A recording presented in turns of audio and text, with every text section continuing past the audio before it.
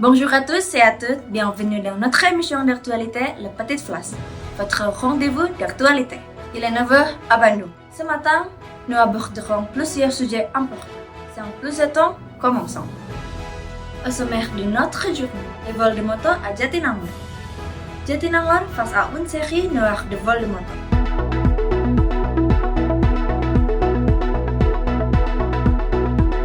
Ensuite, l'impact de la corruption sur le carburant à Pertamina.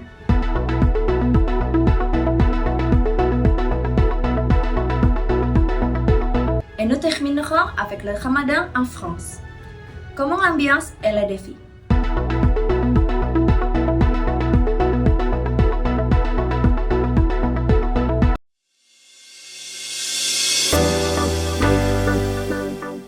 Nous commençons avec les vols de moto à Jatinangor, un problème de plus en plus préoccupant pour les étudiants. Jatinangor, un quartier étudiant qui se développe rapidement, fait face à une vague inquiétante de vols de moto. Depuis plusieurs mois, de nombreux habitants signalent la disparition de leurs véhicules, souvent en quelques secondes seulement. Notre journaliste Raisa est allée à la rencontre du gardien du foyer Wisma Boulevard 2 pour en savoir plus. Les vols de moto augmentent sans cesse. Les victimes se multiplient, mais les voleurs restent insaisissables. Quelles sont les causes de cette insécurité grandissante? Selamat siang, Bapak. Ya, selamat siang nih. Bapak sebagai satpam di Wisma Boulevard 2 ini, apakah benar di Jatinangor itu sering terjadi pencurian motor, Pak? Oh, sering. Menurut Bapak, apa yang menjadikan tingkat pencurian motor di Jatinangor itu meningkat? Ya, itu kelalaian dalam naruh kendaraan gitu kan. Terus dalam naruh nggak dikunci ganda atau sembarangan naruh gitu. Menghadapi situasi ini, apa tindakan atau pencegahan yang dapat dilakukan, Pak? Ya, pertama kita harus hati-hati dalam naruh atau nyimpan kendaraan. Kedua, kalau bisa dikunci gemuk gitu kan, kunci ganda. Terus ya gitu, yang lainnya harus ada pengawasan gitu dari pihak pengelola atau security-nya gitu, lebih bagus lagi gitu. En attendant des mesures plus strictes, les habitants de Jatinangor doivent redoubler de vigilance et adopter des gestes simples pour sécuriser leurs véhicules.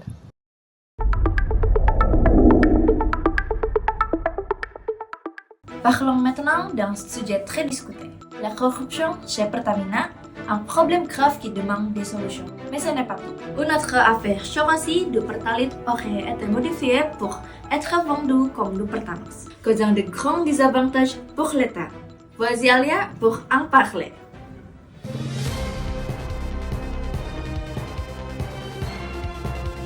Une information circule beaucoup sur les réseaux sociaux depuis le début de 2025. Tout a commencé avec l'impact de la corruption sur le carburant à Pertamina. Récemment, PT Pertamina ou Persero a été très surveillé parce que plusieurs de ses chefs sont soupçonnés de corruption. Le bureau du procureur a expliqué qu'on mélangeait illégalement du carburant, où le Pertalite RON 90 est mélangé au Pertamax RON 92, mais vendu au prix du dernier. Ces pratiques auraient eu lieu entre 2018 et 2023 et ont entraîné des désavantages pour l'État. Cela a suscité des inquiétudes pour le grand public. En réalité, notre enquête a révélé des pratiques de mélange de carburant par des employés de Pertamina, causant des pertes de millions de roupies à l'État.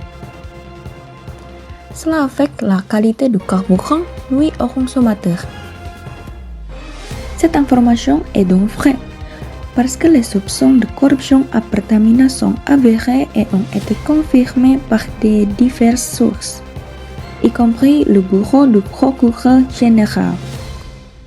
Cette affaire révèle des irrégularités dans la question du carburant à Pertamina, qui pourrait perturber la stabilité de l'approvisionnement énergétique national.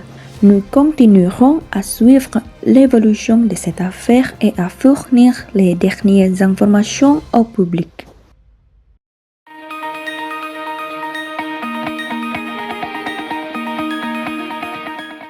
Le Ramadan, une expérience unique selon le pays. Aujourd'hui, direction la France pour comprendre comment les musulmans vivent ce mois de partage. Témoignage de M. Nirawan qui a vécu 10 ans à Paris. Pour mieux comprendre comment il a vécu dans un pays laïque, retrouvons Dinda. Après avoir mis en lumière divers événements en Indonésie, tournons maintenant notre regard vers la France, un pays où vivent des millions de musulmans. Au milieu de l'éclat des conflits et de valeurs laïques bien ancrées, comment le Ramadan a-t-il vécu? Pour mieux comprendre cette expérience, nous avons rencontré Dani Nirawan, un ancien étudiant de littérature française à l'Universitas Padjadjaran.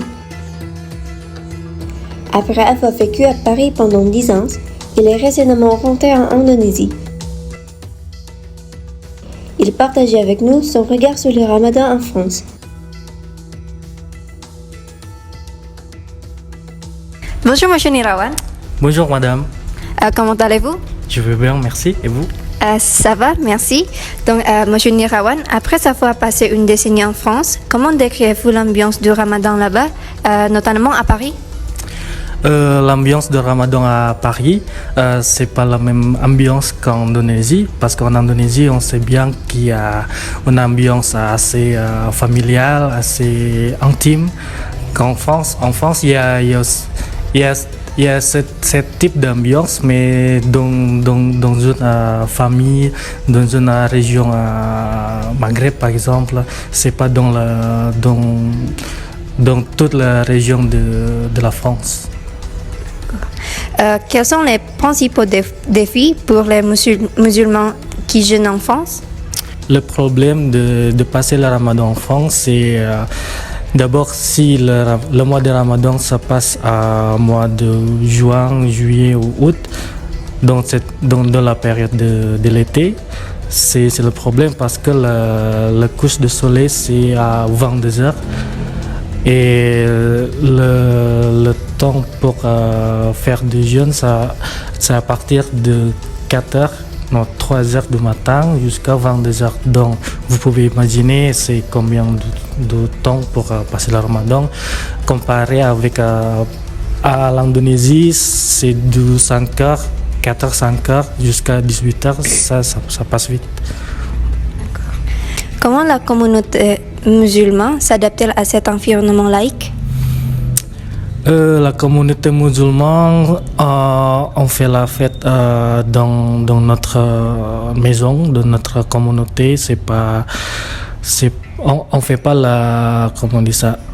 largement comme ici en Indonésie. On fait dans toute la famille, dans toute la région. Il y a des fêtes qu'on fait, mais en France, on fait pas si large que ça.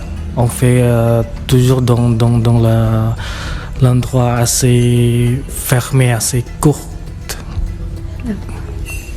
Et comment la communauté française regarde le Ramadan?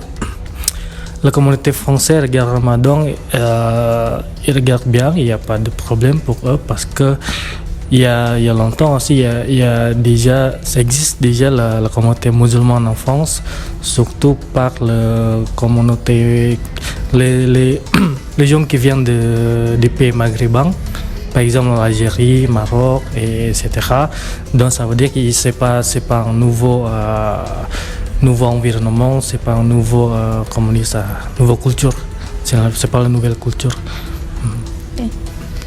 L'Eid al-Fitr, est-il un jour férié en France? Non, c'est pas un jour férié en France. C'est pas comme Noël parce que Noël en France c'est le jour férié, mais pour le Ramadan, pour l'Eid al-Fitr, C'est pas le jour férié, mais il y a des gens qui passent la fête de Ramadan, la fête de l'Eid Fitri dans le week-end. Donc si par exemple si le jour de Eid el-Fitr tombe dans le jeudi ou vendredi, on fait la prière ou bien on fait la fête, la réunion de la famille dans le week-end. D'accord. Et pensez-vous que la communauté musulmane en France est de plus en plus tolérante? Oui, je pense que oui. De temps en temps, on est tolérance avec toute la culture, tout type d'environnement. D'accord, c'est tout pour les questions. Merci beaucoup, Monsieur Nirawan. Je vous en prie, madame. Merci à M. Nirawan pour son témoignage. Entre traditions préservées et des vies quotidiennes, le Ramadan en France reflète la diversité et l'adaptation des musulmans dans un pays laïc. C'est ainsi que se termine cette édition de Petite Flèche. Merci à tous nos invités et à vous, chers auditeurs, de nous avoir suivis.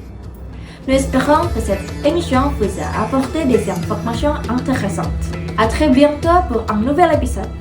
Excellente soirée à tous!